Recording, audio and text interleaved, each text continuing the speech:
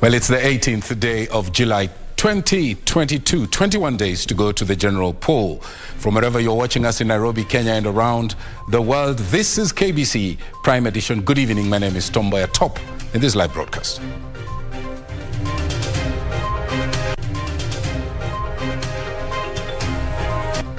Not so lucky, IEBC revokes Sonko's clearance to vie for Mombasa gubernatorial seat. Deputy President William Ruto says he will protect and empower traders if elected president in the August poll. Kenya and Seychelles signed 10 agreements to cement diplomatic ties.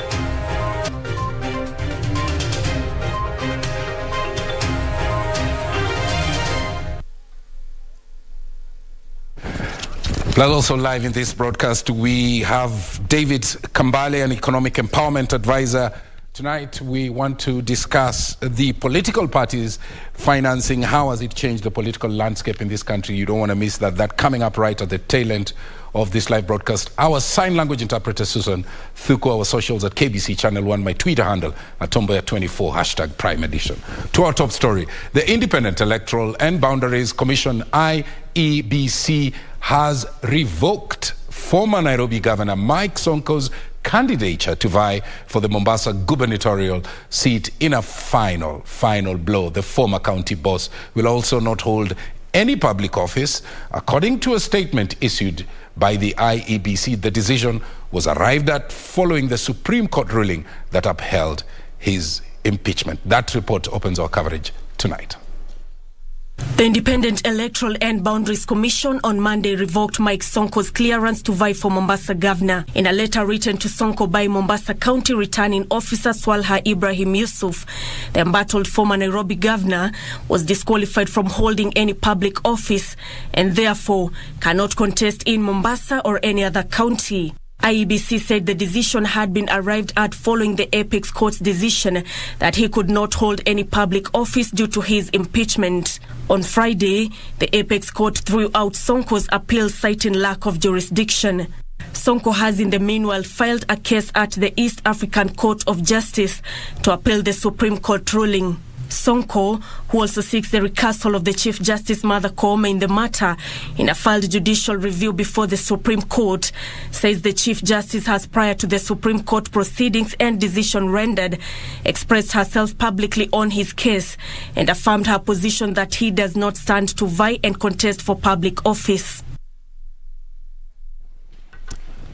Well, Sonko has petitioned the East African Court of Justice, and we will be following that story for you. Moving on, Deputy President William Ruto says that he will protect and empower traders if he is elected president in the August 9th poll, while leading Kenya Kwanza campaigns in Nairobi's Gikomba, Kamkunji, as well as Isili, and also along Jogoo Road. Ruto said his first priority will be to improve the economy and to lower the cost of living. Irene Muchuma puts that story into perspective. The Kenya Kwanza Brigade Monday was in the city estates to the electorate to their side. Economy yetu, uchumi wetu wa serikali wa UDA, tunaanza na bottom up. Mimi ni kuwaomba hawa wananchi wetu tarehe 9 mwezi wa 8 waamke mapema, watupigie kura, alafu sisi tubaki pale tuchunge hiyo kura.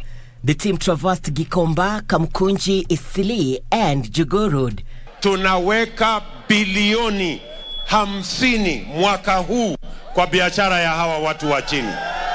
Ile mambo ya malicense mingi tumezitoa, tutazitoa tukiingia. Biashara yako itakuwa license moja peke yake.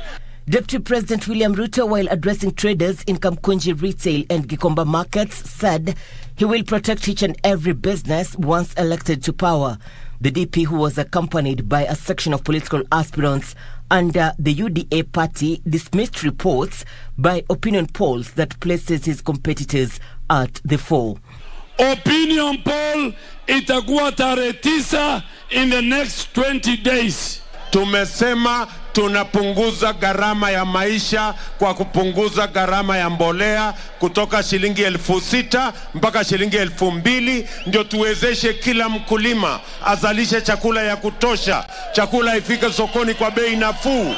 Leaders under the Kenya Kwanza Alliance further dismissed reports that the alliance is divided.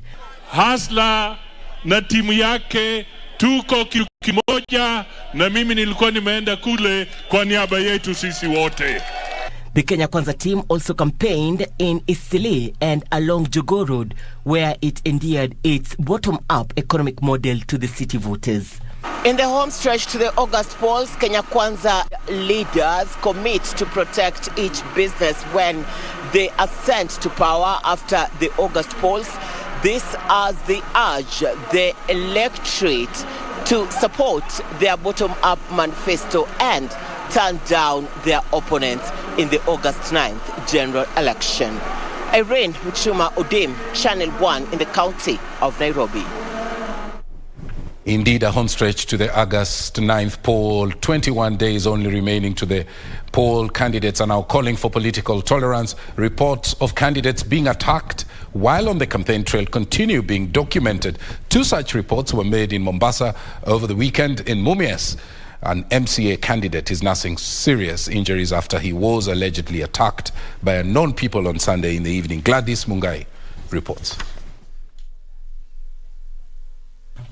Less than a month to the August election, political intolerance has hit the headlines, with those on the receiving end calling for sobriety as politics become heated. In Nyali constituency, ODM candidate Said Abdallah alias Saido has claimed his life is in danger after a shooting incident Sunday night.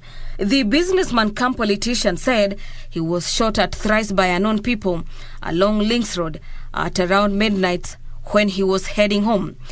Na hii kitu ningekuwa naongea tu hivi, hakuna ushahidi, ingekuwa ni shida, lakini CCTV zote niko nazo na zimeonesha vile kitendo cha unyama ambacho wamefanya jana. These as UDA candidates led by Mombasa gubernatorial candidate Hassan Sarai called on the police to take charge and stop violence being witnessed in the county. Baada kuacha mabubu tukasema tuweke posta. Sasa wanaenda kuzing'oa posta zetu. Wanaenda kubandika zile sura zake juu ya posta yetu. Tuwaambia tume ya uchaguzi, tuwaambia idara ya polisi, hakikisheni kuna siasa ambazo zina haki na usawa. Asasi za usalama zianze kuchukua hatua na wakamwacha. Asasi za usalama zichukue haraka hatua za kisheria kuhakikisha hawa watu wanaozua vurugu wameshikwa na kutiwa mbaroni mara moja. Na mimi nataka kutoa onyo kwa aspirant wote. Kutoa posta ya mwenzako na kuweka yako, it's a criminal offense. Wewe tafuta mahali, kama ameweka kwa ukuta, wewe weka yako kwa miti, but usitoe. Elsewhere, an MCA candidate in Mumias is nursing serious injuries after he was allegedly attacked by unknown people last night. The victim says he was attacked by young people around 3 a.m. in the morning while riding on a motor vehicle and was thrown by the roadside unconscious. Sio adui na kura tunasalia kama wiki 2 hivi au 3 tuingie katika uchaguzi. Uchaguzi huwa unaamuliwa, wananchi ndio wanaamua ni nani watachagua. Sio vitisho, sio kujaribu kuondoa hai wa mpinzani wako. These are 3 young people are also nursing injuries after 2 groups supporting different parliamentary aspirants in Kenya Kwanza under different parties clashed at a political rally in Malava, Kakamega County.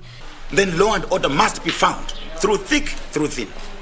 Lazima tuzingatie amani tunapofanya siasa zetu.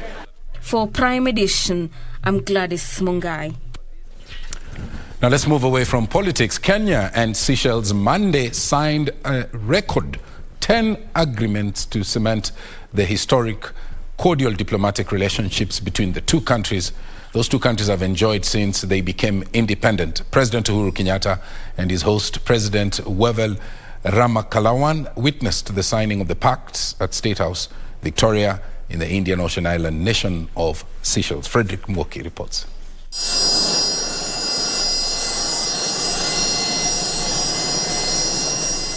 President Uhuru Kenyatta joined Seychelles President Wavel Ramkalawan at State House Victoria as the two embarked on cementing the historic cordial diplomatic relations. Asante sana. How are you all? The President and I had fruitful discussions that centered on a number of matters of mutual interest to our two countries and citizens, and which I believe will go a long, long way to solidifying bilateral relations that Kenya and Seychelles enjoy. We reminded ourselves of the bonds of history and personal friendship that unite our two peoples. Seychellois and Kenyans have known each other like forever. We reaffirmed the long-standing, multifaceted partnership between Seychelles and Kenya. Key among the agreements signed was one on the cooperation in the blue economy sector, which seeks to enhance capacity building and exchange of expertise in the governance aspects of the blue economy, as well as collaboration in the aquaculture sector. We all know that Seychelles is a leading champion of the blue economy, and we have in that regard agreed to strengthen our collaboration in protecting, but also in ensuring sustainable utilization of our ocean resources for the benefit of our two nations and our two peoples. Also signed was Memoranda of Understanding for Cooperation on Peace, Security and Law Enforcement at Sea as well as Maritime Affairs. President Kenyatta said he has resolved with the host President Ramkalawan to further cooperate on, among other areas, matters of peace and security, especially on marine security. The head of state further commended the Joint Cooperation Committee of the two nations for putting together the agreements that were signed.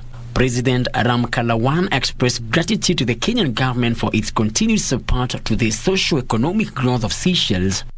I have expressed my gratitude to President Kenyatta for the assistance provided by the 50 Kenyan healthcare workers who were recruited by the Ministry of Health in March 2020 following the outbreak of the COVID-19 pandemic. I have reiterated my appreciation to him for the contribution of Kenyan teachers to our education system. Other bilateral pacts signed included a defense cooperation agreement and another one on mutual legal assistance in criminal as well as MOUs on tourism development and bilateral cooperation in the areas of agriculture, livestock and cooperative sectors. Other MOUs were signed in the field of sports and promotion of partnership on gender equality and women economic empowerment. Frederick Mwoki for Prime Edition. Straight into the corridors of justice, and the High Court has ordered the Independent Electoral and Boundaries Commission IBC to clear presidential aspirant Reuben Kigame of the Eagles National Alliance for the August general election.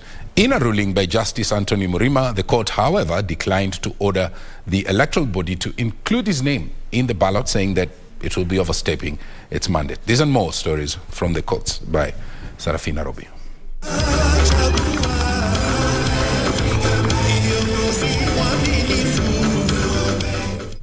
It's a sigh of relief for presidential aspirant Reuben Kigame after the court ordered the IEBC to allow him present his papers for review and approval.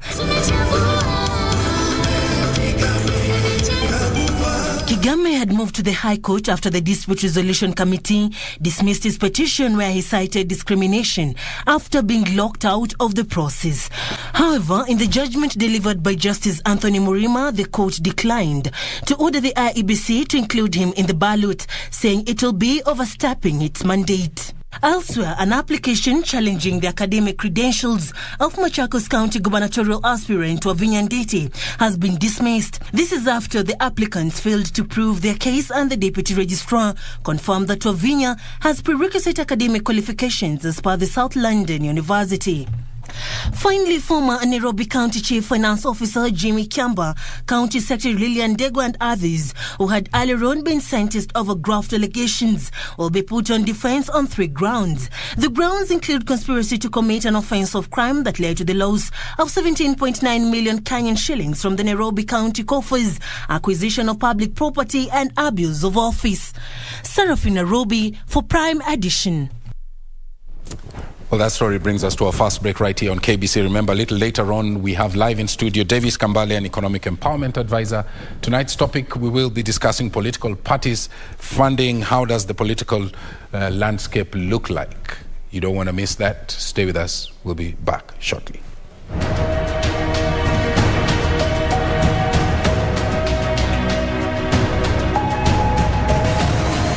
Princess Margaret relaxes for a moment from the excitement of her Mombasa welcome, walking with Sir Evelyn Baring, Governor of Kenya, and Lady Baring in the grounds of Government House. The people of Mombasa have named her Mwangavu, the Radiant One. And as she drives in the sunshine through a gathering of 20,000 school children in the local stadium, she certainly looks worthy of the title.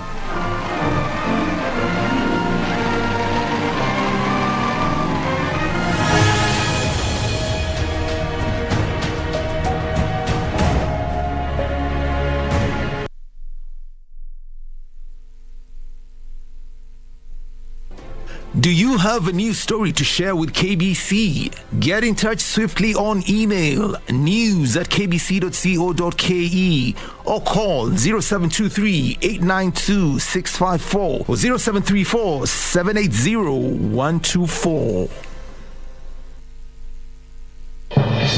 Generation inakuja ni sisi tunalidi nchi. Justina Wangui wa Mae, Root Party of Kenya. Ukiitwa deputy itika. Martha Wangari Karua, Azimio la Umoja One Kenya Coalition Party. Tungetaka tuseme Wakenya wameamua. Rigathi Gachagua, UDA. We are coming to bring in change. Ruth Wambui Musheru, Agano Party. Battle of the Deputies. The Deputy Presidential Debate live on the 19th July 2022, 5 p.m. to 9 p.m.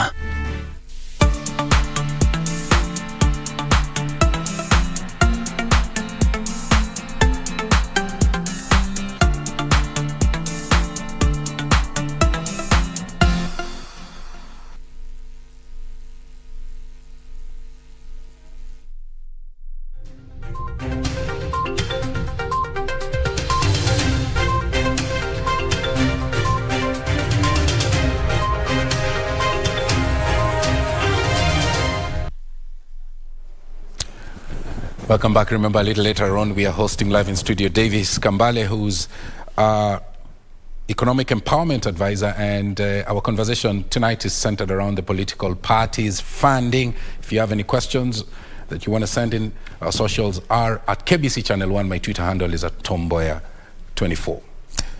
Now, the Cabinet Secretary for Education, George Magoha, maintains that he will continue commissioning and inspecting CBC classrooms across the country. The Ministry of Education has come under attack over the exercise, with some claiming misuse of funds. Mboya, however, says that his decision to monitor construction of CBC classrooms is informed by the need to give credible as well as verified reports. Beatrice Gatwanya reports.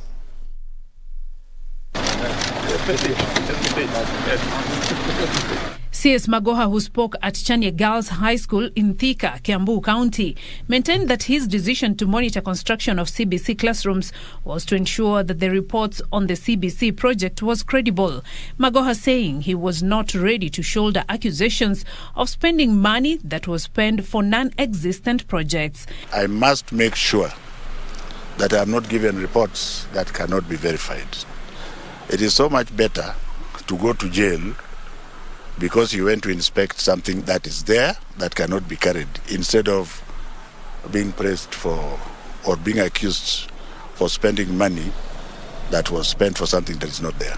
Meanwhile, the CS announced that the government has released the 16.9 million shillings capitation for learners across the country for the second term of 2022 academic year, while thanking school heads who have been patient with students who have not been able to pay school fees on time due to the harsh economic times precipitated by COVID-19.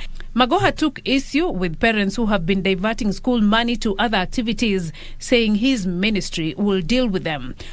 So as we prepare to deal with those parents, can I just encourage my teachers to ensure that no poor child is sent home. It would be unjust and, to say the truth, criminal to send a poor child home, because it's like you are saying that child should not come back to school, and yet our mantra is that every child must go to school. On the CBC curriculum, the CS assured the country of a seamless transition, noting the new system of education will transform learners in the country by ensuring they graduate with skills that can respond to emerging challenges in the labour market.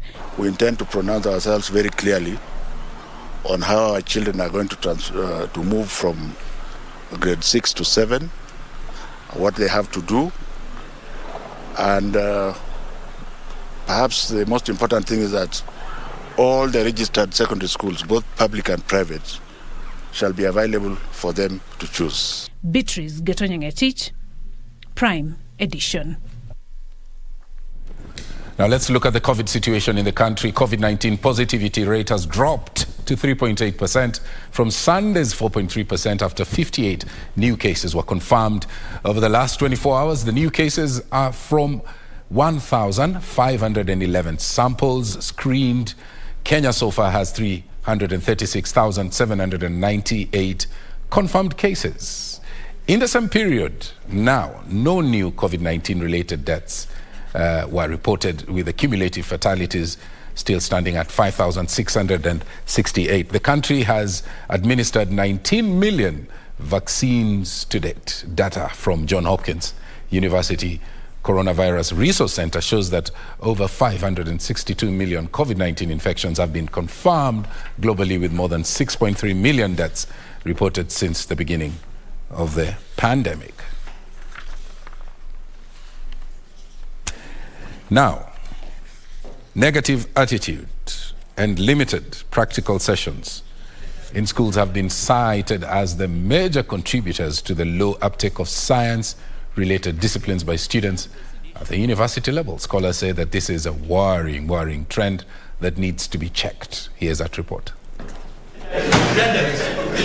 Speaking during a workshop at Igunga Girls, Dr. Rapando Waku, a physics lecturer at Masinde Muliro University, lamented on the low uptake of science-related courses in the institution. Unless we have enhancement programs and workshops and conferences of this nature, whereby we address the issue of poor performance in science and mathematics at high school level, we will have a big problem later, and this problem will be generational. Dr. Philippa Muyunzu, a lecturer at the same university, went on to add that the workshop, comprising of 10 schools in Kakamega County, will interact with trainers in order to change the attitude of teachers and learners and improve the uptake of sciences. We want teachers to start setting exams together. That is one of the methods we want to implement today, and train them on how to set quality exams using us as teachers, not me as a teacher. The principal Igunga Girls, Rachel Mukale, reiterated that the problem of sciences began far back in college, where 80% was theory and 20% practical, and has asked the Teacher Service Commission to introduce pedagogy in schools so as to ensure teachers are well versed with practical sessions, which is key. Most of the teachers, you'll find they have a lot of mastery of content, but when it comes to passing that information to the learner, it is a big challenge. And if you teach them theoretically, the learner suffers. These are practical-oriented subjects. They need demonstration before the content is passed to the learner. Reporting for Prime Edition, I'm Daniel Mugo. Kenyans have been urged to support more women actively seeking elective and other positions of leadership, both at the national as well as the county levels. Speaking in Nakuru Echo Network, Africa Group Chief Executive Officer Jennifer Riria said that women had the capacity to bring a difference in leadership by ensuring that the needs and also aspirations of the nation are addressed equitably.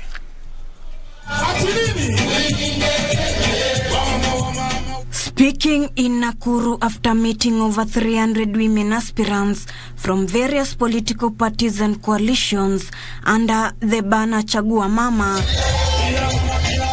ENA Group CEO Jennifer Riria called on voters to elect women vying for different political positions. Women are one. And women will win the war when they work together.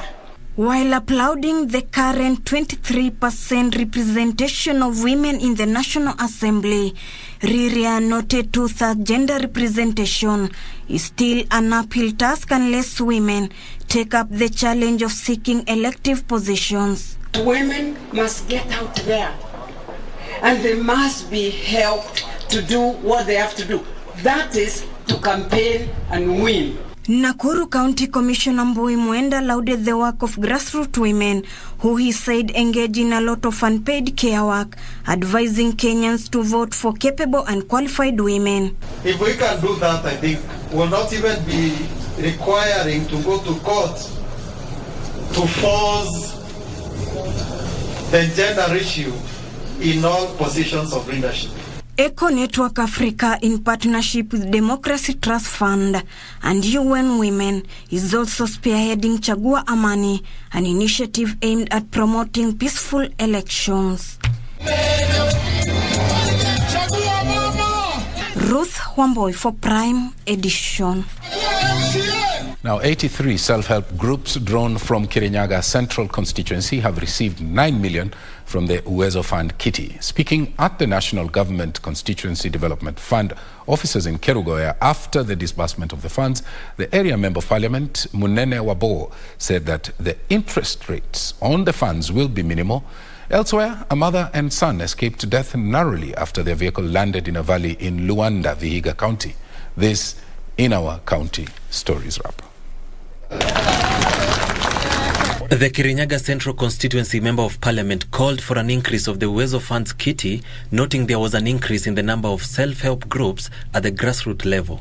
Beneficiaries here also urged the government to increase their allocation so as to benefit more people in need. Niko na shukran kwa serikali na najua hii ndio watu wa Kirinyaga wanataka. Hata kama tunafanya siasa ama tunafanya nini, tukumbuke lazima tuendelee kufanya kazi. Kwa hivyo nitaomba na nitaendelea kupeleka miswada huko, hii pesa iongezwe ndio watu waendelee kufaidi, mtu wa chini apate loan ya kufanya ambao ina interest kubwa ndio aendelee kujiunua. Elsewhere, a mother and a son are counting themselves lucky to be alive after an accident that saw their vehicle roll several times and land in a valley in Luanda in Vihiga County. Eyewitnesses said the young man was training the mother how to drive when she sped off and lost control of the vehicle. The two were rushed to a private hospital where they were treated and discharged. The Kenya Forest Research Institute, in collaboration with an ungovernmental environmental conservative group, has kicked off a national campaign to restore and save indigenous trees. KEFRI will also be partnering with learning institutions to teach students on how their personal health is dependent on a healthy environment. The future of our country, the future of our nation is the children. We want the children to grow up knowing and appreciating the value of trees. They are medicinal, first of all. Some of them are medicinal, some of them are fruits, but some of them help contain, they help hold carbon so much better. And finally, Trans Nzoia Governor Patrick Ayemba has urged the incoming county government to take over and complete the remaining county projects of Kitale Stadium. Ayemba also said the incoming county government must work to ensure they recover grabbed county land around Kitale for development purposes. When we came in, tuliuliza wenzetu wa public works, wakatuchorea kitu, kawapea pesa, mpango ukaharibika, hata wakashitakiwa. So we've not been able to do the stadium. This is one thing that should be done very quickly. The task force that I put in place was undermined by my senior staff, but imemaliza kazi. Hata kama mna plot huko tafadhali, you better give it up pale. Wasija wakakuweka jina yako huko ndani. Edwin Austin for Prime Edition.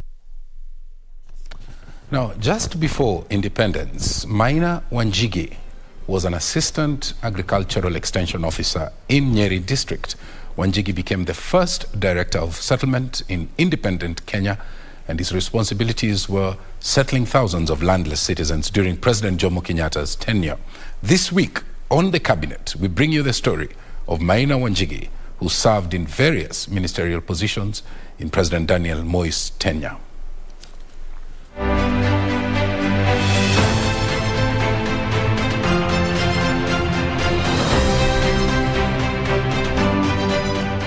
Long before joining active politics, Maina Wanjigi, born in 1931, came to the public limelight when soon after independence, founding President Jomo Kenyatta appointed him Director of Settlement to oversee the implementation of the 1 million acre settlement scheme meant to create homes for more than 1 million Kenyans whose land had been grabbed by the colonialists. Wanjigi joined active politics when contest in the November 1969 Kamukunji constituency by-election occasioned by the assassination of Mboya, the eloquent right-wing minister for planning.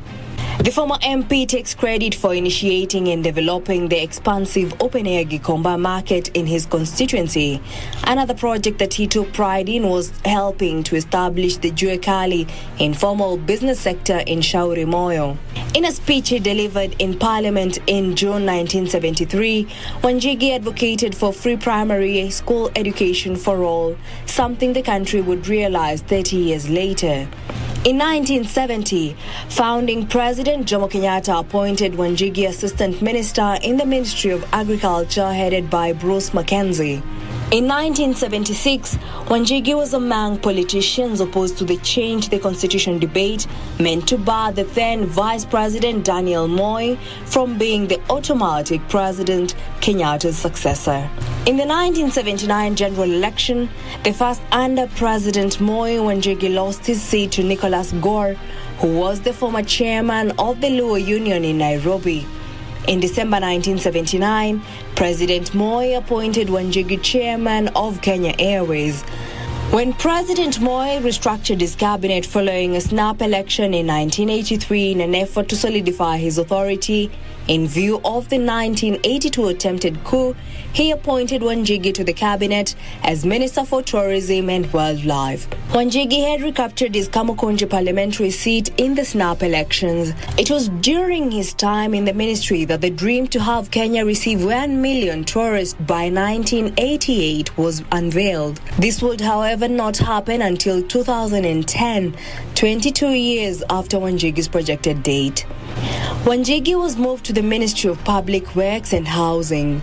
In another cabinet reshuffle, Moi moved Wanjigi to the Ministry of Cooperative Development. Working closely with Permanent Secretary Andrew Ligale and Commissioner for Cooperatives Erastus Moreithi, he led the ministry in establishing savings and credit cooperative societies across the sector and countrywide. It was during his tenure that Cooperative Bank was launched. Wanjigi was then transferred to the Ministry of Agriculture, where he had cut his teeth as a young professional in the 1960s.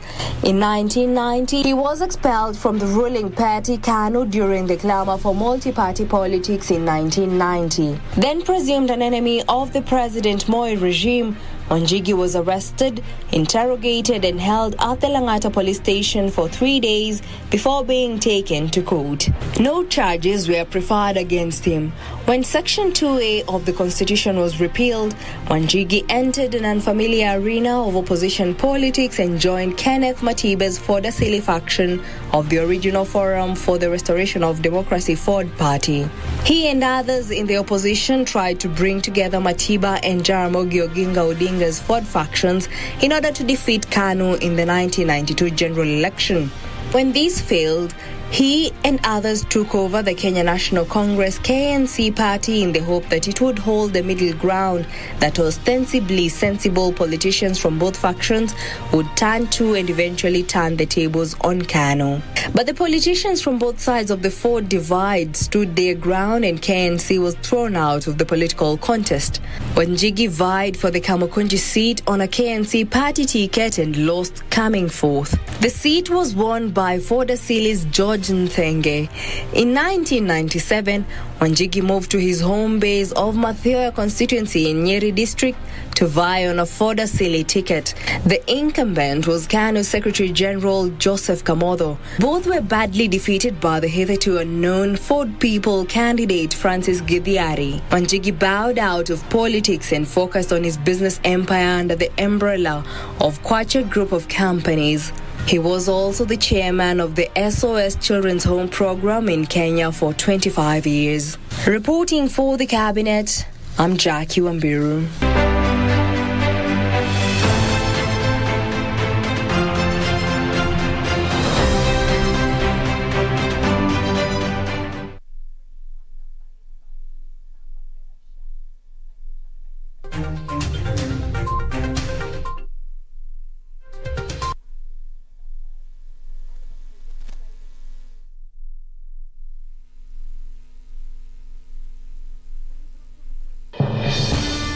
We shall legalize weed. Professor George Luchiri Wajakoya of the Roots Party. Semeni Babakea.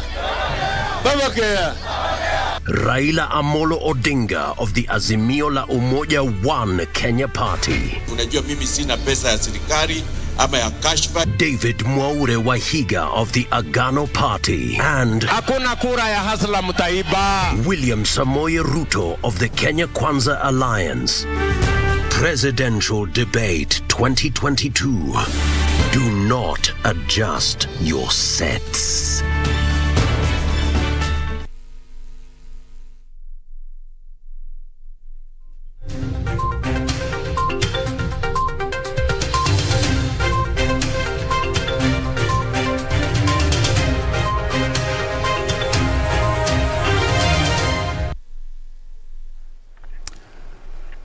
Welcome back. This is KBC Prime Edition. Remember, our socials are at KBC Channel 1, my Twitter handle at Mboya, and the hashtag is Prime Edition. I'm going to walk you to our smart video. Why? We would like to look at the profiles of the presidential aspirants in the forthcoming August 9th general election.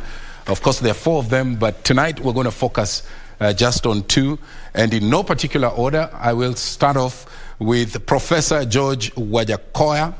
Let us see how his profile looks like. Professor George Wajakoya, of course, running on a Roots Party ticket, presidential candidate for the year 2022.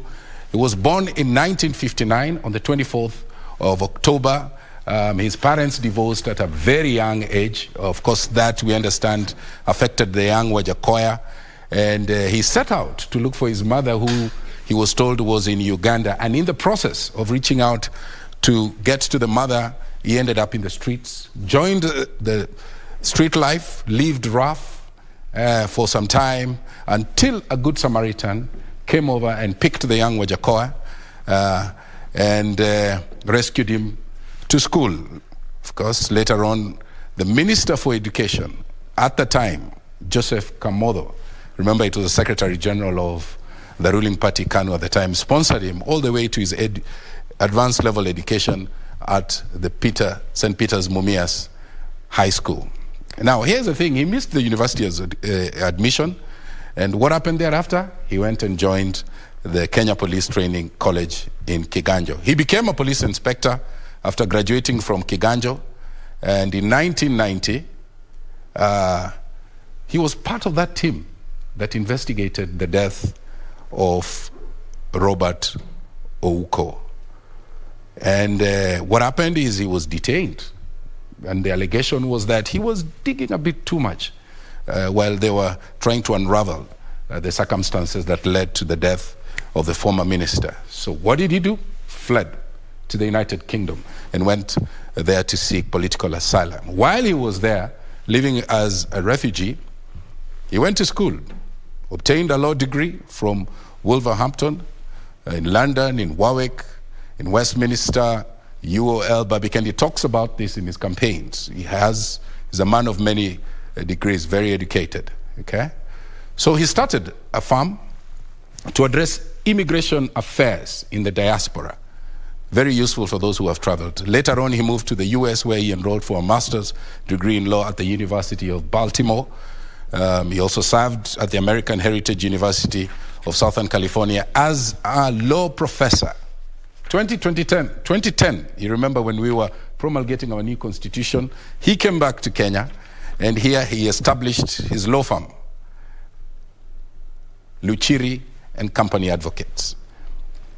2013 happened, he expressed interest to vie for the presidency. 2017 again happened, he expressed interest to vie for the presidency. And in 2022, Wajakoya, professor, revived that dream to be president, and this time he's running under the Roots Party. Okay? So on May 5th, you remember, of this year, he unveiled his running mate, Justina Wamboi Wamae. Okay? And on June the 30th, we saw him launch his presidential manifesto. And at the center of that manifesto were the calls for the legalization of marijuana, or if you like, medicinal cannabis. Okay? And the other thing that stood out was his rooting under the Roots Party for Kenya's capital, Nairobi, to be moved to Isiolo. So that is Professor George Wajakoya's profile. Okay? So let me bring up the Deputy President's profile now. William Ruto, running on an UDA ticket. He was born on the 21st of December, 1966 in Kamagut, Uasin Gishu. In 1992, he joined KANU's youth faction, the one that was popularly known as Y2K. You remember this was a group that was formed to drum up support for the then President Daniel Toroitich Arap Moi after the reintroduction of multipartyism into Kenya. Ruto, later on, there was a fallout, but Ruto was spared. The fallout was between Moi and the group after KANU won the 1992 general election. In 1997, he was elected Eldoret North Constituency Member of Parliament. And who was he up against? Reuben Chesire. In 1998, he was appointed Assistant Minister in the office of the President. And in 2002, he was appointed Assistant Minister again, but this time in a different ministry, the Foreign Affairs. Same year, 2002, he retained the Eldoret North Constituency parliamentary seat. And he would remain in KANU despite major figures leaving after Moi endorsed Uhuru Kenyatta for presidency. He stuck with the party after it lost to Mwai Kibaki's NAC. In 2005, he was elected KANU's Secretary General, while Uhuru Kenyatta was elected the party chair. In 2005, we all remember, he crossed over and joined Raila Odinga. He joined Raila Odinga in opposing the constitutional referendum. 2006, he announced his ambition to vie for the presidency. And the following year, his announcement, number one, was condemned by KANU. Right? He then left for ODM to seek a nomination. He became third in the nominations behind Musalia Mudavadi and Raila Odinga. In 2007, he was re-elected for the second time in Parliament to represent Eldoret North constituency. 2007, same year, he lost. ODM lost the elections to NAC's Mwai Kibaki. Of course, we remember those results being rejected and the subsequent conflicts that ensued thereafter. The situation would see negotiations between government on one side and the opposition. The international community was involved. You remember Kofi Annan coming in and being at the center of that conflict resolution. The negotiations saw the formation of the Grand Coalition one year later on. And between 2008 and 2010, Ruto was appointed. He took charge of the Ministry of Agriculture. Between April 2010 and October, he was transferred and he took charge at the Ministry of Higher Education. Later on, there were issues and he was suspended from the cabinet. 2012, his URP party merged with Uhuru Kenyatta's, Uhuru Kenyatta's National Alliance Party. 2013, a year later on, Uhuru won the presidency. And we all remember Ruto became his second in command. 2017, 5 years on, Ruto ticket successfully ran for a second term in office.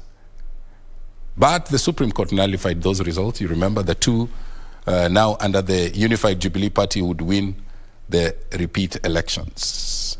In 2022, inside just a number of days, he will be vying for the presidency in the general poll.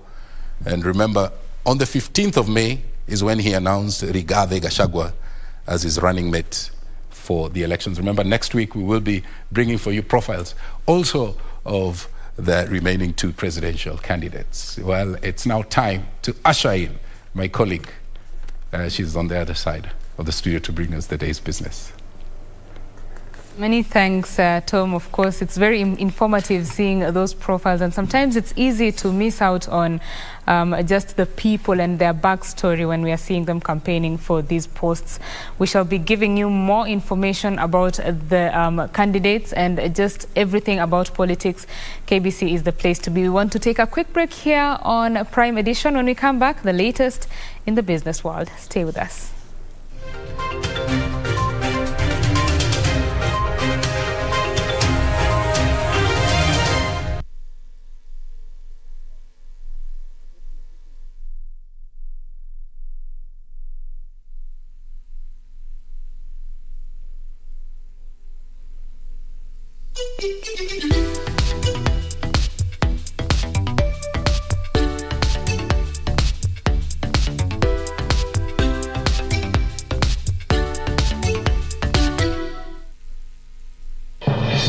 Generation inakuja ni sisi tunalidi nchi. Justina Wangui wa Mae, Roots Party of Kenya.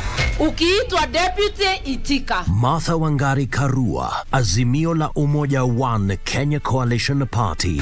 Tungetaka tuseme Wakenya wameamua. Rigathi Gachagua, UDA. We are coming to bring in change. Ruth Wambui Musheru, Agano Party. Battle of the Deputies. The Deputy Presidential Debate live on the 19th July 2022, 5 p.m. to 9 p.m.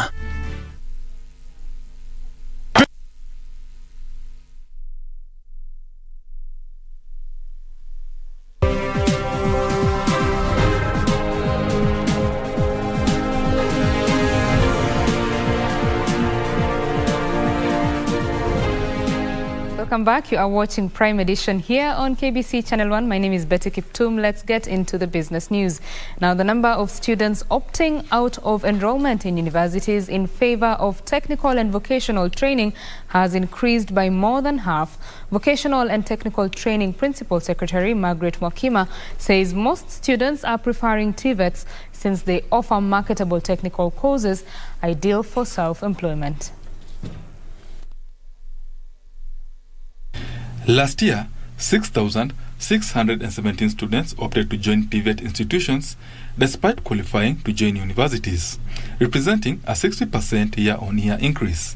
The Ministry of Education says a further 5,278 students have decided to join TVET this year despite meeting the university cut-off points, bringing the total number of students pursuing courses in TVET having a C+ and above to about 21,000 students. The State Department for Vocational and Technical Training says the increase in the number of students preferring TVETs over university admission is as a result of limited employment opportunities and most youth preferring to study technical courses to empower them for self-employment. Our focus is to provide these competencies, these skills that can ensure our country is industrialized, that can ensure our country gets to a manufacturing economy. Remember, our vision is, Vision 2030 is to elevate our level of economic development from, a least developed country to a certain level of mid-economic level. Electrical and automotive engineering, textile technology and hospitality are among the most popular courses in TVET institutions. Automotive engineering, as well as beauty and hair therapy. Those are becoming very popular. The increased number of students preferring to join TVET has left a 5 billion shillings funding gap, with the vocational department calling for more budgetary allocation. In this financial year, we only managed to provide capitation for the first 3 quarters because the numbers had bulged vis-a-vis our projection. The government has allocated 60 billion shillings to equip and build infrastructure in TVET institutions since 2013. Benson Ruba reporting for Prime Edition. A very interesting shift there. Now, Equity Group has set aside 702 billion shillings to boost recovery of the food and agriculture sectors, manufacturing and logistics in Africa. The fund will also target trade and investments, social impact, health and environmental investments. The bank has signed an agreement with the African Continental Free Trade Area Secretariat to accelerate private sector economic recovery. Currently, Africa accounts for just 2% of global trade and 17% of African exports, compared to 59% for Asia and 68% for Europe. In January last year, over 55 countries opened their markets through the African Continental Free Trade Area after agreement, creating the largest free trade area in the world, measured by the number of countries participating. The agreement connects over 1.3 billion people with a combined gross domestic product valued at $3.4 trillion. During the ongoing 41st Ordinary Session of the Executive Council of the African Union in Lusaka, Zambia, the African Continental Free Trade Area and Equity Bank signed a memorandum of understanding that seeks to, among others, deepen economic integration by implementing the AfCFTA agreement and the AfCFTA private sector strategy through the Africa Recovery and Resilience Plan, which focuses on the acceleration of economic recovery and resilience in Africa in a post-COVID-19 environment. For short. So we are proposing to build back better with a single purpose of creating one Africa, one African people, and one African market. And the market is the enabler and facilitator of our ideals as a people. The initiative will focus on 6 integrated pillars aimed at catalyzing a natural resources-led transformation of Africa, enhancing agriculture output, formalizing extractive value chains, and connecting these primary sectors to global supply chains that are broken and require diversification and secured sourcing. Of an aligned vision and aligned objectives for what our continent should be doing, public sector and private sector. Link them to the form of value chains, which will finance together with the development banks and big investment projects, and in the process ensure that wealth is fairly and equitably distributed. A 702 billion shillings fund has been availed to support the critical sectors, thus boosting trade within the African continent. Over 5 million SMEs will receive loans to scale and grow, and there will also be the creation of an additional private sector lending with an envisaged loan book directed to agriculture at 30%, manufacturing 15%, and MSMEs at 65%. Special consideration will be given to entrepreneurs in micro, small and medium-sized enterprises, women-owned businesses, workers and youth. Now, an estimated 95% of the Kenyan population is projected to live in urban areas by the year 2050. According to the United Nations World Urbanization Prospects 2021, the Kenyan population is expected to clock 100 million by the same year. The report further shows that rural-urban migration is getting worse, with 52% of Kenyans living in urban areas. The 2018 revision of the World Urbanization Prospects, produced by the Population Division of the UN Department of Economic and Social Affairs, notes that future increases in the size of Kenya's urban population are expected to be highly concentrated in urban areas. According to the report, Kenya's population has grown from under 10 million in 1950 to nearly 60 million in 2022. Kenya, despite its relatively low level of urbanization, is currently home to about 54% of the population.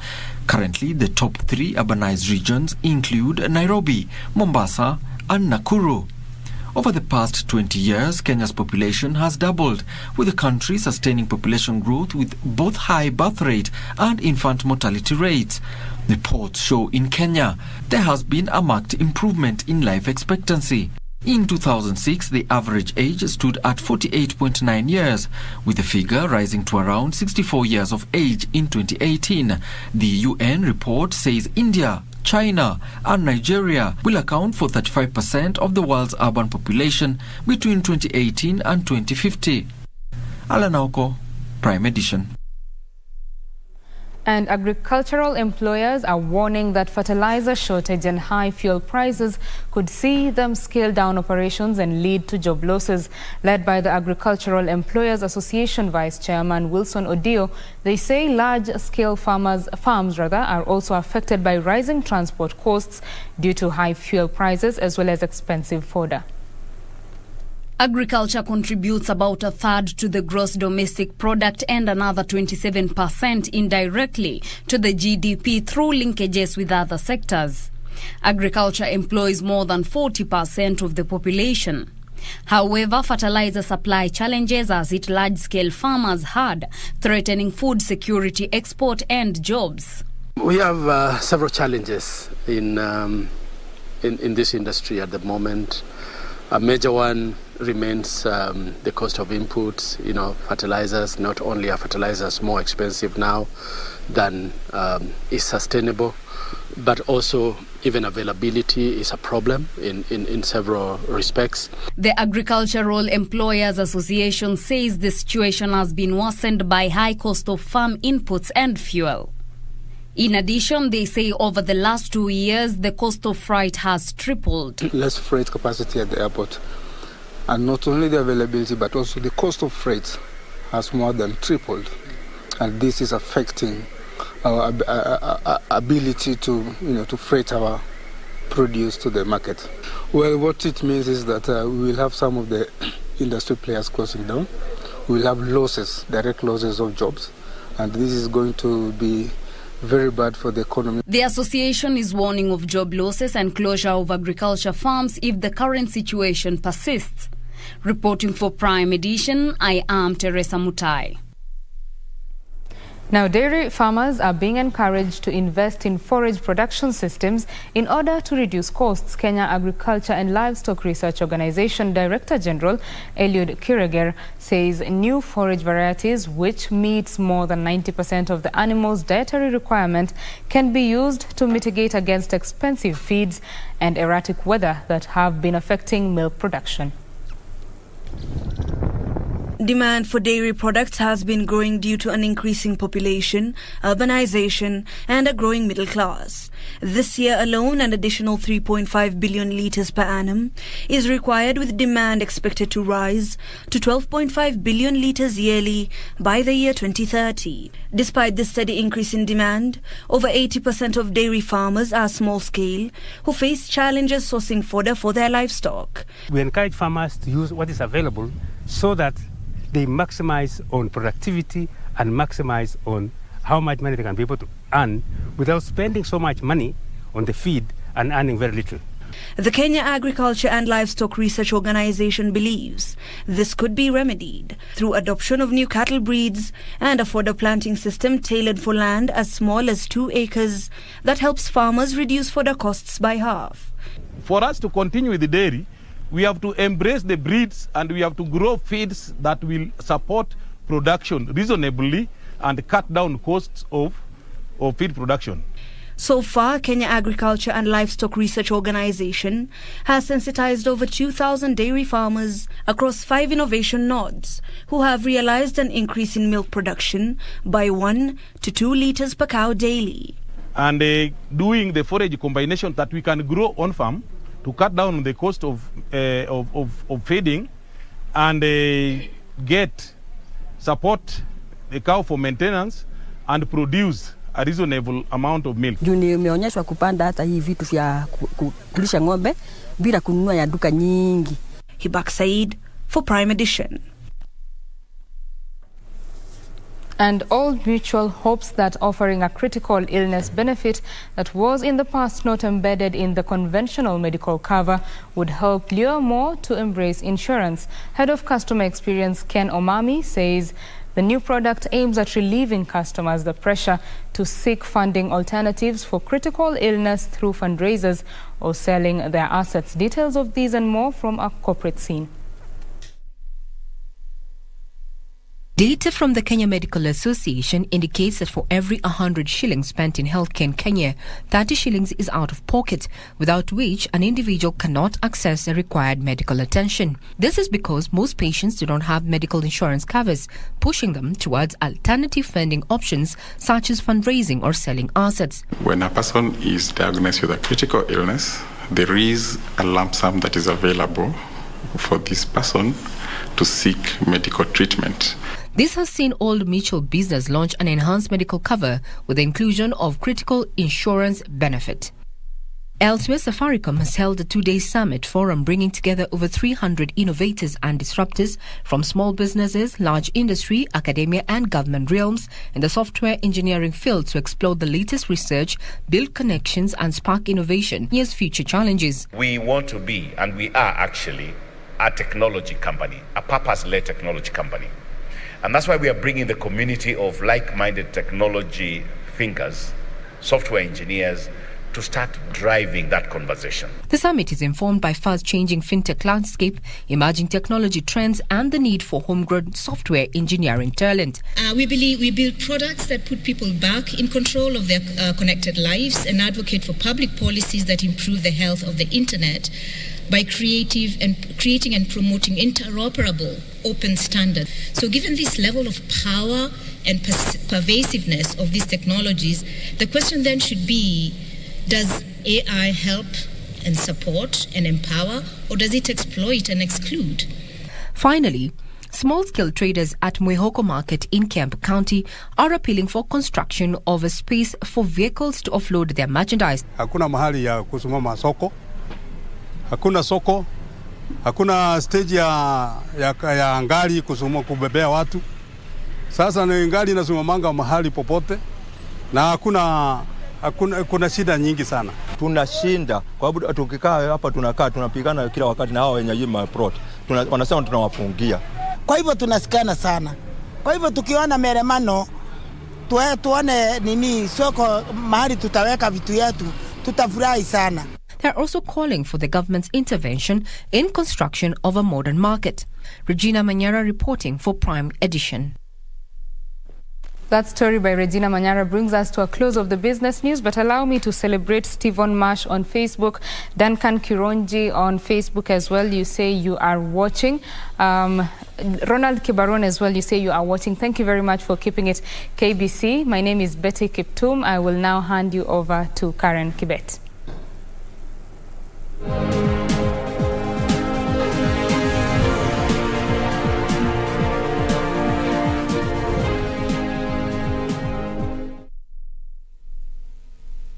Chetkovich, the fastest woman in the world, becomes the world champion here in Doha. The World Athletics Championships is being hosted in Oregon, in the United States of America, for the first time ever from 15th to 24th of July 2022. An estimated 2,000 base track and field athletes representing more than 200 nations will come together in a celebration of diversity, human potential, and athletic achievement. Short races are not the only attractions. Marathon, magnificent throws. Is it going to be long enough? Oh, it's a huge throw.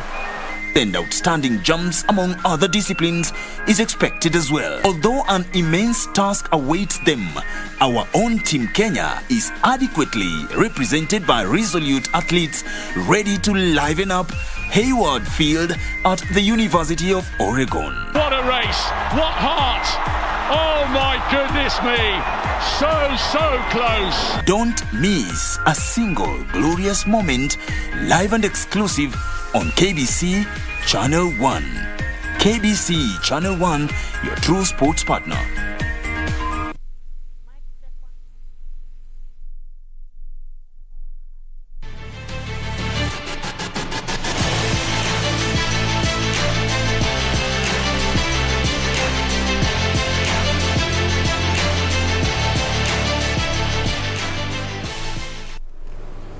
Welcome back. Thank you for keeping it KBC Prime Edition. My name is Karen Kibet. Let's now take a look at what's making headlines in the world of sports. Now, Kenya's Judith Jeptum Korir won a silver medal in the marathon this evening after finishing second in the 42-kilometer race at the World Athletics Championships in Oregon. Korir was among the leading group from the start, but fell behind in the final stretch. She completed the event in 2 hours, 18 minutes and 20 seconds, 11 seconds behind Ethiopia's Gebrselassie.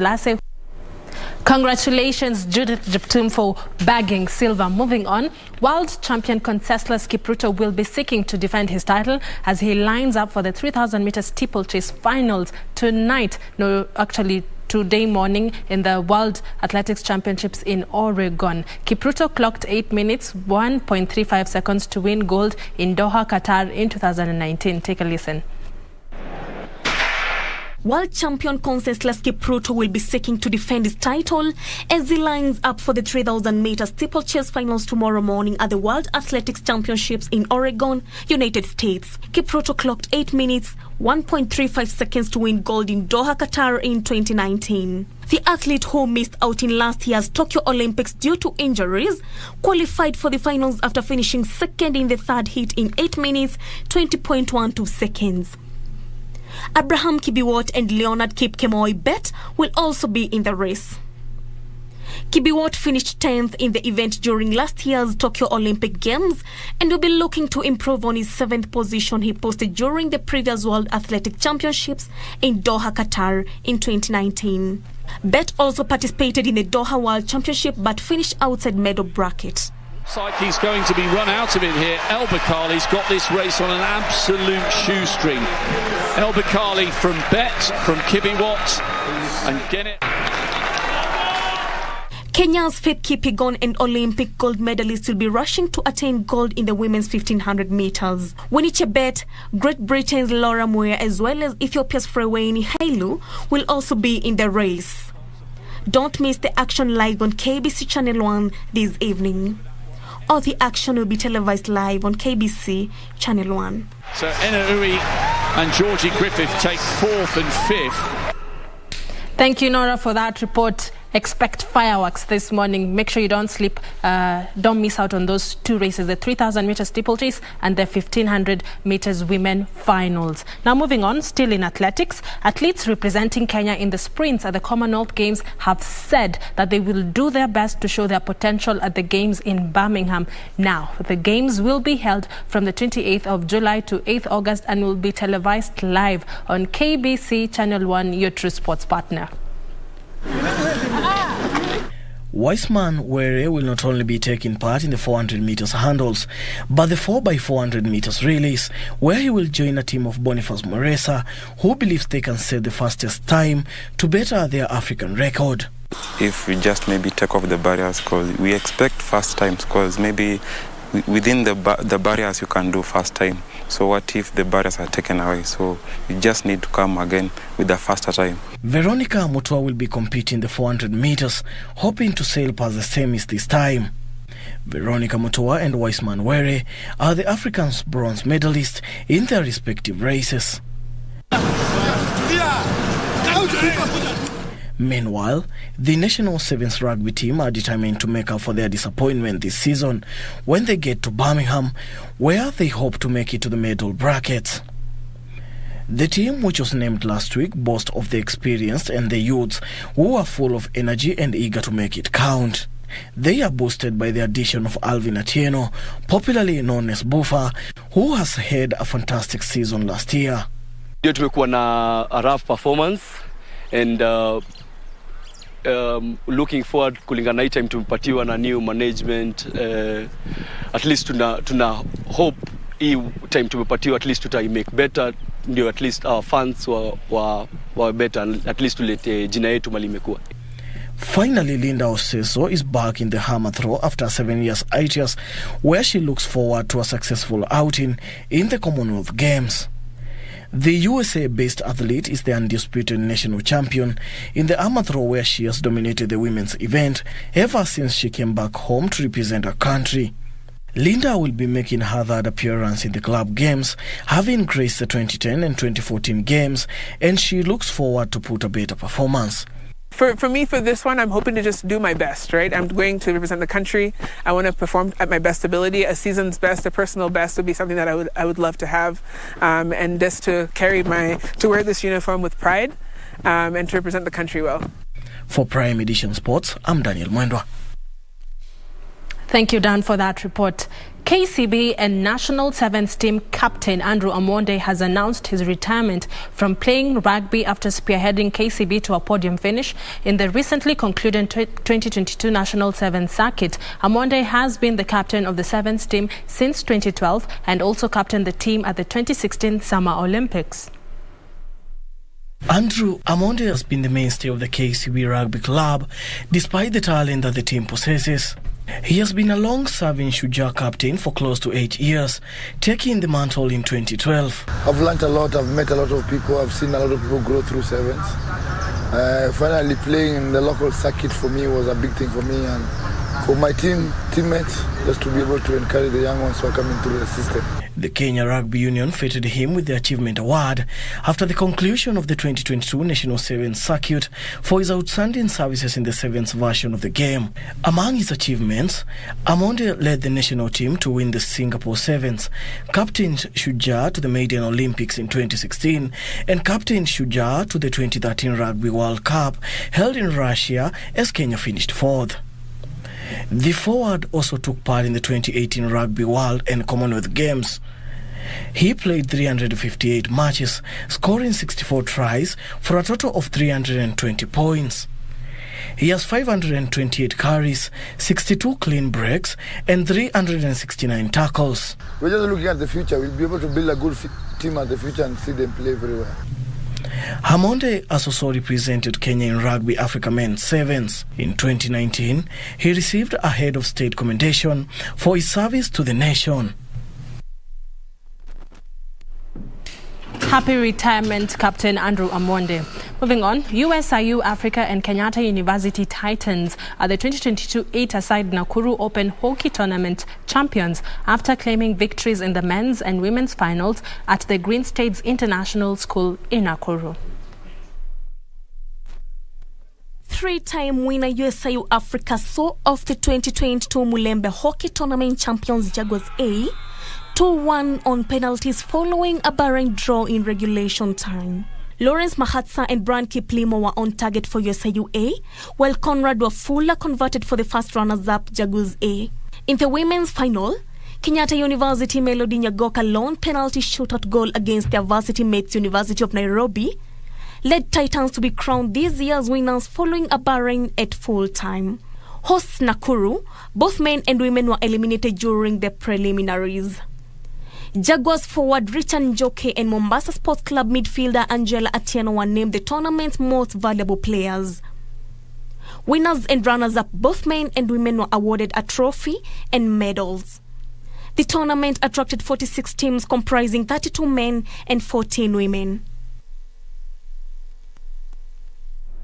The Kenya Netball Federation held a tournament dubbed Governor's Cup in Homa Bay County. The event was meant to nurture young talents while hunting for players who will represent the country during the Africa Netball World Cup qualifiers in Pretoria from the 20th to the 27th of next month, and also the 2023 Netball World Cup, which will take place in Cape Town.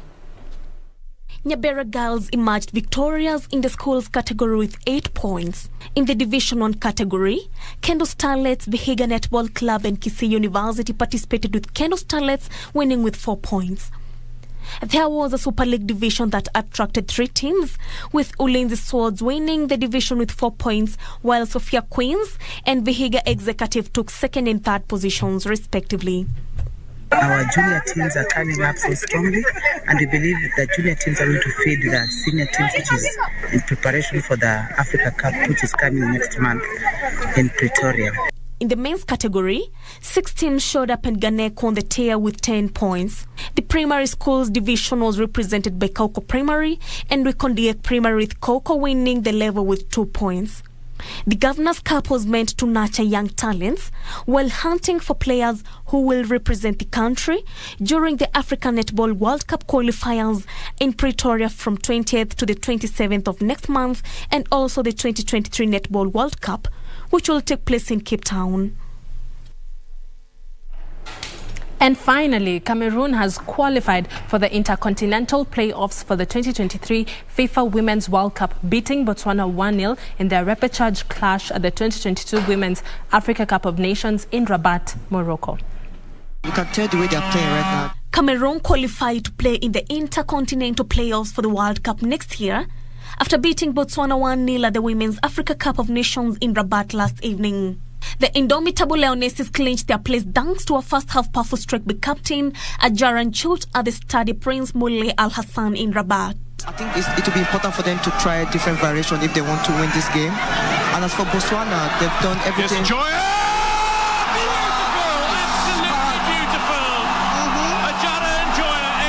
Cameroon made amends from their quarterfinals, defeating Nigeria to beat debutants Botswana to claim a spot for the Interconfederation Playoffs for a place in the 2023 Women's World Cup. The Lionesses were reduced to 10 women after substitute Areto Yapo sent off 6 minutes from time following a very dangerous tackle on Tolakele. Botswana's best chance of the match fell to striker Refile Dhokadele late in the game, but goalkeeper Ange Bawo was allowed to prevent the Mares from restoring parity to help her country to reach the playoffs. 4 countries to represent Africa at the FIFA Women's World Cup to be played in Australia and New Zealand next year have already been decided. Mboya is running onto it.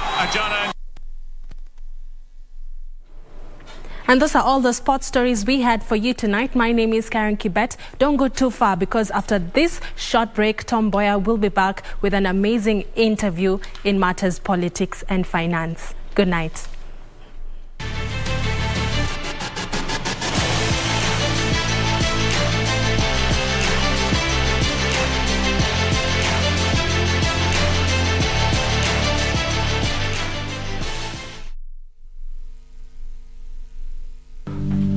Terrorism hurts all. Ugaidi unaumiza wote. Terrorism has no religion or culture. Ugaidi hauna dini wala utamaduni.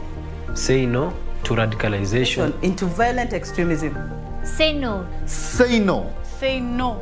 Say no. Say no to terrorism. Chorea ugaidi. Kataa ugaidi. I pledge to promote peace, unity and coexistence. Ninaahidi kukuza amani, umoja na utangamano. Pamoja tupinge ugaidi. Together we will stop terrorism. This message is brought to you by the National Counter-Terrorism Center, Kenya. Be vigilant. Generation inakuja ni sisi tunalidi nchi. Justina Wangui wa Mae, Root Party of Kenya. Ukiitwa deputy itika. Martha Wangari Karua, Azimio la Umoja One Kenya Coalition Party.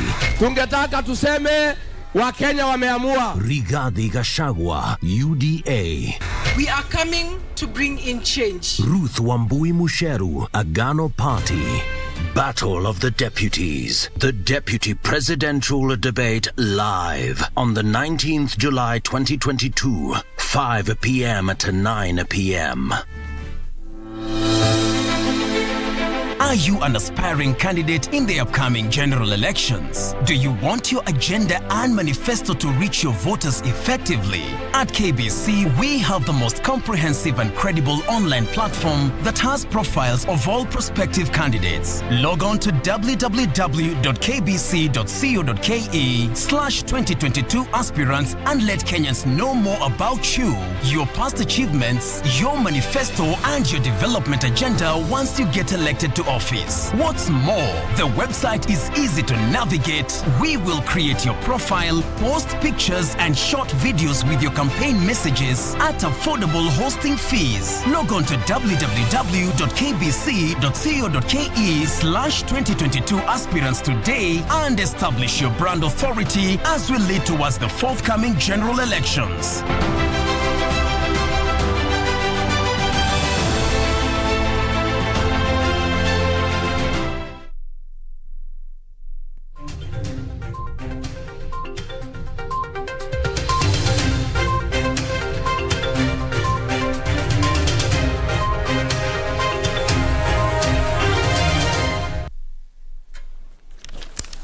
Marakwet Express, as we fondly refer to her. She has wrapped up sports on a very sporty note. Well, she did indicate, yes, that we have a host, we have a guest in studio, Davis Kambale Tayo. Thank you very much for joining us. You're an economic empowerment advisor. What does that entail? Thank you for having me, Tom, and good evening, Kenyans. We saw a gap in the whole economic empowerment discussion and initiatives in the country. We have a situation where we have many women and the youth and persons with disabilities, looking for opportunities to economically empower themselves. Then on the other side, which technically we want to call the supply side, you have the government with the AGPO program, which reserves 30% procurement opportunities to them. And we have other private sector initiatives also, which are affirmative in nature. And the problem we saw was there's a low absorption of these opportunities. And we dug deeper to see what is missing. And we saw there's a lot of capacity that needs to be created amongst the intended beneficiaries. Okay. And this is not just normal training. It's real practical capacity building. Okay. How do you register a company? How do you make it compliant? How do you apply for tenders? Okay. How do you look for opportunities? Yeah. How do you apply for financing from the Youth Fund, the Women Enterprise Fund, and so on and so forth? Yes. And I believe that your area of focus would be in the younger demographic. Certainly. The 18-year-olds, the 20, 25, certainly, all the way to 30. I watched a certain gubernatorial debate that was held in Nairobi, and there was a 25-year-old fella who really struck me like he has a lot of potential in the future. Very true. Would your empowerment include, picking people like that who have a future in the political space and guiding them and steering them towards their true north? Yes, in the sense that as you actualize your ambition, there's a lot that is required. The so-called soft skills, the so-called linkages, and this thing we demonize called experience. It's an important thing. Yeah. Maybe it has been overstretched to curtail some progress in some areas. Okay. But all these three things are very important. Okay. And so when you find somebody with a passion to move in a certain direction, in politics, whatever. Yes. Okay. In professional career paths, people talk about mentorship and all that. Okay. So there's that bit that is required in these other, aspirations, business and those kind of things. Okay. I asked that because I know our topic of discussion tonight is the political parties funding. Yeah. And if you go back, even before we promulgated the new constitution, there's a way we did our politics. Yes. There's a way we funded our politics. Yes. And then later on we saw the political parties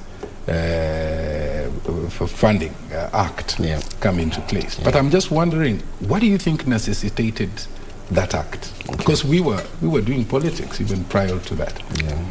I still remember being sent by my parents to pay the subscription fee for KANU.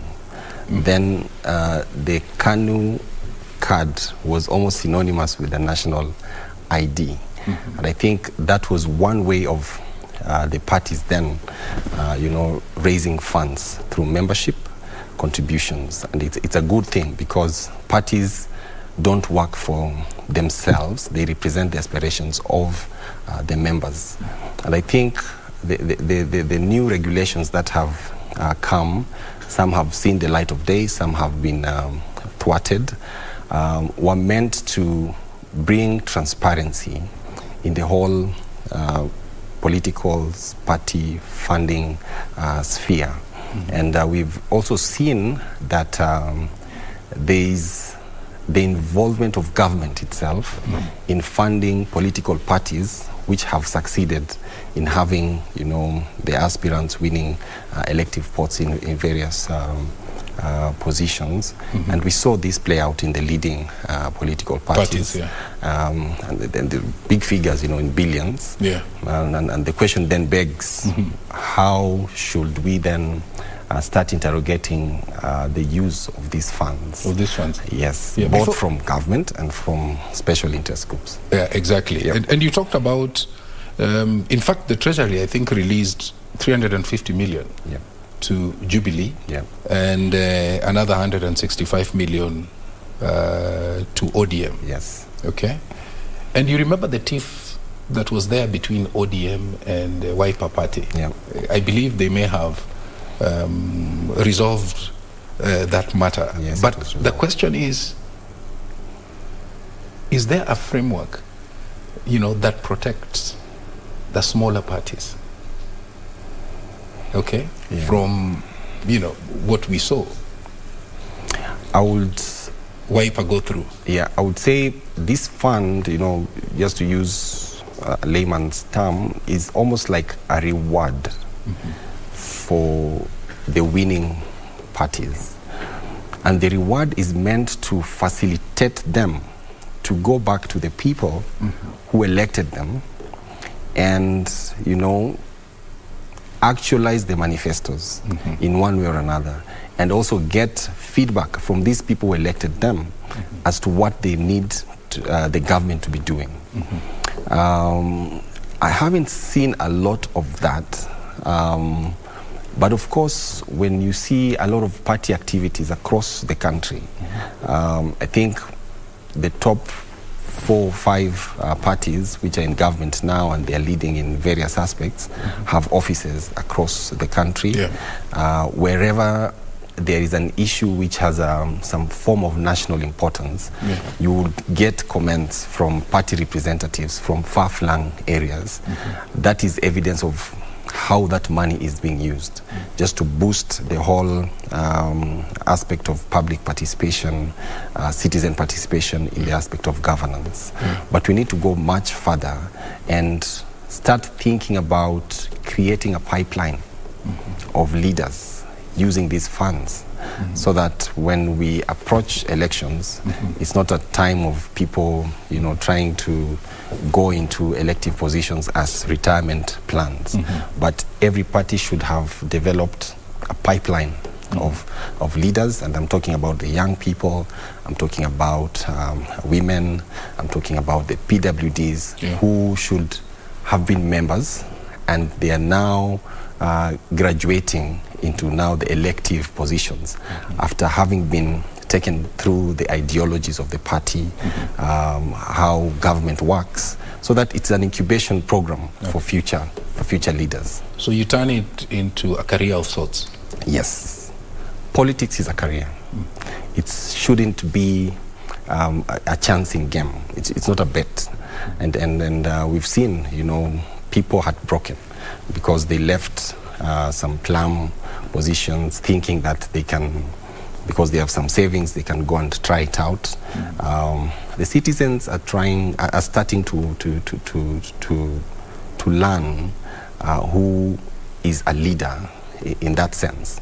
So if you come from, wherever you came from, just to be a leader, I mean, we've seen, I don't want to mention names, but we've seen people who have really been surprised by the outcome of, and people will take your money. I mean, they will take it. They'll take it. But come the day of voting, even from the nomination stage to the real election stage, people have been disappointed. You talk of money matters. I mean, let me take you to the US, and you remember the model and approach that President Obama, adapted, where he was actually getting money directly from the small donors. The small donors, the $1, the $10. Yes. If you look at that horizon, are there any lessons that we can learn? Can we, other than just relying on government cash, is there a way people can get out and now become innovative and hand over to those opportunities to contribute to the party, to the membership at the grassroots? There's a saying that he who pays the piper calls the tune. And that applies in politics. And it's not bad in itself, because politics is about interests. So in any society, you'll have people who you'll call the special interest persons. And in the context of the US, and let's talk specifically about the health, reforms that Obama was able to achieve. Health is big business. So you have the big pharma and the big hospitals who really want a certain type of health financing. Then you have Obama, who thought, I want a financing model which is almost akin to what we're trying to do in this country, the universal health coverage, which is pro-poor and almost taking away business from the big boys. From the more established. Yes. So nothing wrong in what everyone is trying to do, but because now Obama was able to get a lot of support, more than 50% in both the initial run and the rerun, then he was freed from the shackles of the special interest groups in Washington, and he was able to push through the Obamacare, which is a landmark, financing framework, and which we can learn a lot about.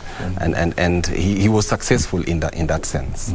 So the small donations, participation by the citizens, not only in voting, but in financing the parties, then emboldens the parties to fight for, very strong pro-poor, very strong empowerment programs, which don't necessarily support big businesses, but they really support the people who are financing this party. And this time we're talking about the citizens. The citizens. If you look at even, the fact that government allocates a certain amount of money to the political parties, it looks very enticing to the smaller so-called briefcase parties. Yes. And what do you see? A proliferation of those. How do you check that without necessarily disadvantaging? I think it's okay to have as many parties as possible, because it's our right. It's a political right. It's there in the Constitution. Yes. So let's go defend our manifestos and get people to vote for us. So I see no problem in having many parties. The thing is, the parties need to represent a certain ideology. And that ideology endears you to the people who should support you, including financing you, because there's a lot of visibility right now to all these parties. If a party is successful in fielding a gubernatorial candidate or a presidential candidate, you have a national platform. So if you have a party promoting, say, GMOs, then you have a national platform to prosecute that agenda. If you have a party which is green, promoting issues about climate change and all that, and you have candidates and they are now on this national platform, then you have an opportunity to prosecute those particular issues, and that then endears you to the special interest groups, which will come forward and say, Tom, if this is your party and this is what you're pushing for, then we will fund you.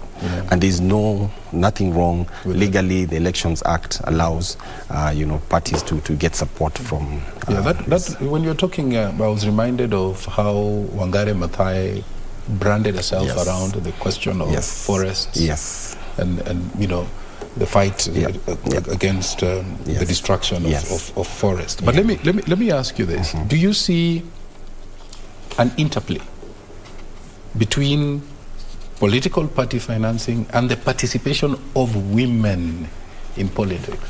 Not necessarily as a special interest group, but is there a nexus between political party funding and there's a nexus, a spike in the number of women? I'll tell you some things which point to that kind of thinking, even within political parties. The nomination fees, for example, for women were much lower. There are some who are very aggressive, they were actually telling them, come, for women we are not charging anything. For a political party to undertake that kind of preferential fees for women, there's nothing for free. It costs. To do anything, there's a cost. So if I tell you I'm giving you a 50% discount, somebody else has paid that 50%. So the funding of these political parties actually helps the whole affirmative agenda, because one of the reasons why these so-called affirmative groups have not been able to participate is because of funding.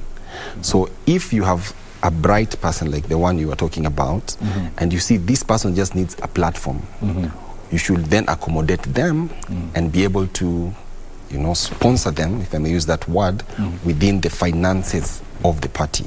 So it's very important that, you know, the winning parties continue to get funding from government, and let's be more vocal, let more transparency be shown on how these funds are used, and let's talk more of politics as a career, so that we encourage the young people to join. It's good to be a member of a party.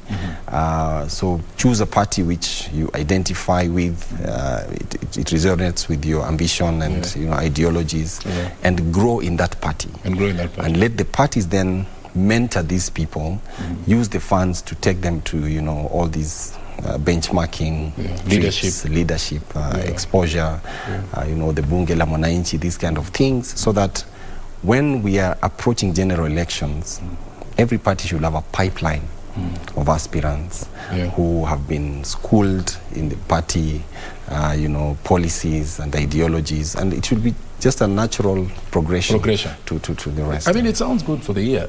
Is it something that we can achieve in the near future? Do you think we're there, by the way? I think I should ask that. There are signs of that. Because party hopping has cost people in this election. It hasn't been very possible to hop from one place to another. There's a saying in Swahili, people say that chama iko na wenyewe. So we need to strengthen that let's belong. Let us belong, so that as we mature as a democracy, then every party should have a real identity. People should be able to identify with a certain party without thinking of jumping ship if they don't win a nomination on this party. Yes. Okay. Tell me, how do you think, when you look at the horizon, how do you think the political party funding has transformed the political landscape in Kenya? To a sense, we have entrenched the winner, take it all and keep it all. Because if as a party you did well and you received hundreds of millions from the political funding framework, then you already have a head start over any other party which has not benefited from those kind of funds. So we really need to think hard and see how then do we promote the smaller parties. There's still some work to be done on the element of public participation. Is there an opportunity in considering political parties as stakeholders in all public participation engagements? And if that then becomes a framework of, you know, consideration, then can some funding then be released to each and every registered political party within a framework for them to execute or prosecute some critical public policy issues? Because, you know, having elected MPs or whoever will be elected doesn't stop other special interest groups from talking and adding value to the national dialogue on anything that is happening. So that these parties should be active all through. Should have a, you know, in football, you have the reserve bench running around the field, warming up. Maybe they don't get a chance to play, but we kind of see them, and it plays out to even motivate the ones who are playing. The ones who are playing know that if I get hurt, there's somebody who will quickly come on board, and those kind of things. But the one who's warming up, he has an aspiration of getting onto the pitch. And, you know, and playing. But we keep seeing political parties making their strategic choices on, for instance, candidate X. Yeah. When, if you look at even the nomination process at the grassroots, the majority of the people at the base have a preference. Yeah. And so you end up having a party candidate, but not the people's candidate. Yeah. And the follow-up question would be then reconciliation. Yeah. And that's why I said earlier that let's have as many parties as possible, but we need to graduate from that to have issue-based formations or parties. And I like the other option of the independence. And it calls for really a genuine heart within the leaders. When you are saying democracy is for the people, of the people, by the people, you need to respect the choice of the people. But what usually happens is, because the party needs support, money, then the rich, the more influential, the person who was supporting the party is rewarded with that nomination certificate. Sometimes it works, sometimes it doesn't, but when people have their objectives in whatever they are doing, and that's why we're saying that let all parties be considered going forward. We need to think hard as a country on how do we facilitate all these small parties so that they become avenues of public participation, public engagement. Even if they don't win, a seat in the National Assembly or the County Assembly, let them be facilitated to undertake some engagements with elected leaders. Let them be, schools of developing future leaders. It's not easy to register a party. So, hats off to anyone who has registered a party. It's a hard thing. It's a difficult thing. It's a difficult thing. But we also have history where we've seen people have run on independent tickets. Yes. They've bolted out of the bigger machines that are well oiled with good kitty. Yeah. And they've gone and won elections. Winning is something else, but governing is another thing. Leadership, political leadership it's a team effort. You cannot be a lone ranger. So you can win the election, but after that, you must be part of a team, because you need support. You need members of parliament to support you. You need county assembly, the MCS to support you. You need to marshal support if you're sponsoring a bill.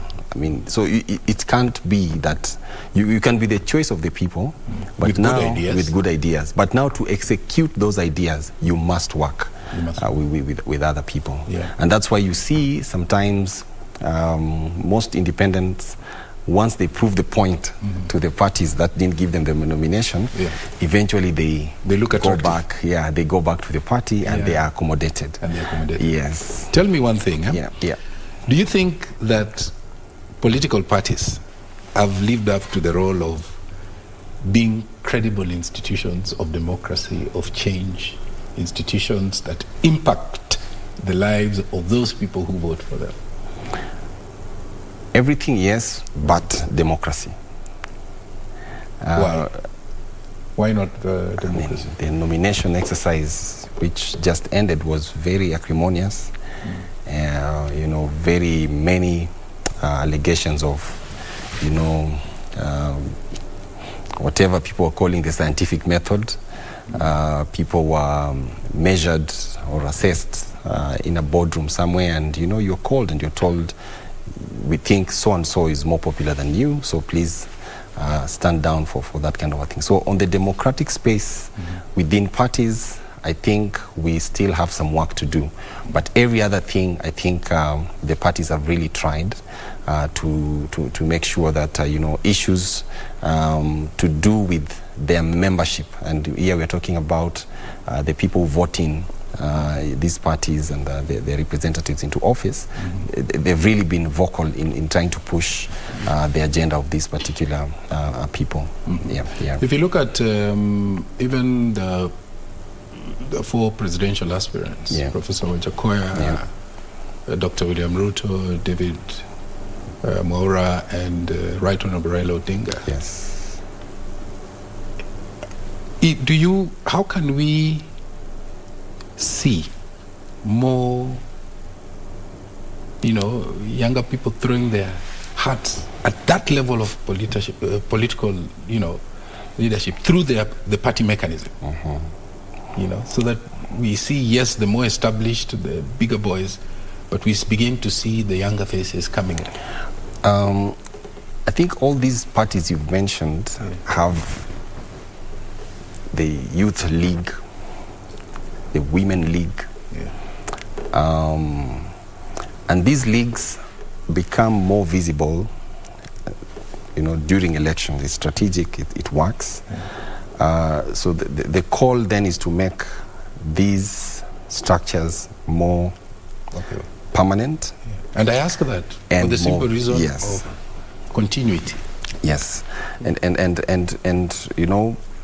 if these leagues are more permanent, then we start within the parties a mechanism of mentoring the young people or the marginalized populations into mainstream politics. Of course, it calls to loyalty. It calls for we as Kenyans, when you join a party, and as I said, politics is a career, stick to your lane, stick to the lane, and your time will come. It will come because you will be ready. You will be ready. You will have been, you have proved yourself within the party. You have been patient. You have been seen by the leaders that are in office, and in due time they will usher you in, because with time they also have to step out. Yes. Okay, so one last question that I would like to ask you is career or a retirement place? I know you talked about it. Yes. I mean, how do we make it cool? How do we see more younger people saying, I want to go into politics because I have a transformative agenda for the people? Is that something that we should also be thinking about? How to... I mean, look, Kenya is predominantly an agricultural country. Yes. And you find that if you look at the people who are in that space, they are the slightly mature part of society. So the younger ones are shy. They don't want to take up agriculture. And we're not seeing them in their numbers in positions of leadership. They're there. They're there. But how do you make it cool? Something to aspire for early. I think just looking around, most of the people we call national leaders have been leaders of student movements in universities and colleges. That should be an indicator that politics is not about being an MP or a senator or a governor. Wherever you are, there are sector associations. Seek leadership positions in all those associations so that you grow, so that when you come into now the mainstream leadership, political leadership as we call it, then you have a constituency which is supporting you. Then the adage that politics should be a career becomes starts to make sense, because you are going up the ladder to make national policies, and you will want to influence the national policy in a way that supports where you came from. If you're a sports person, if you're an agricultural person, if you are a banker like I was, if you are an engineer, you'll then be able to add value at the national level in terms of policies regarding your origin. Okay. You've spoken about support. How do we support these political parties so that they can thrive? We need to encourage Kenyans to support the parties they belong to.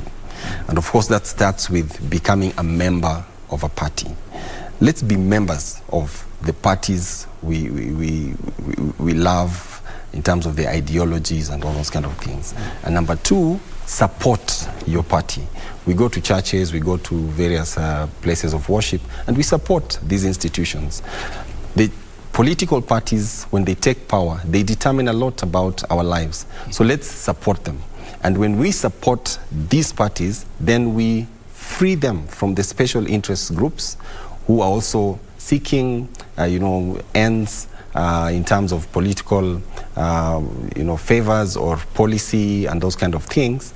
And we will have emboldened our leaders to do things that really support us as citizens, instead of being, pushed around by special interest groups.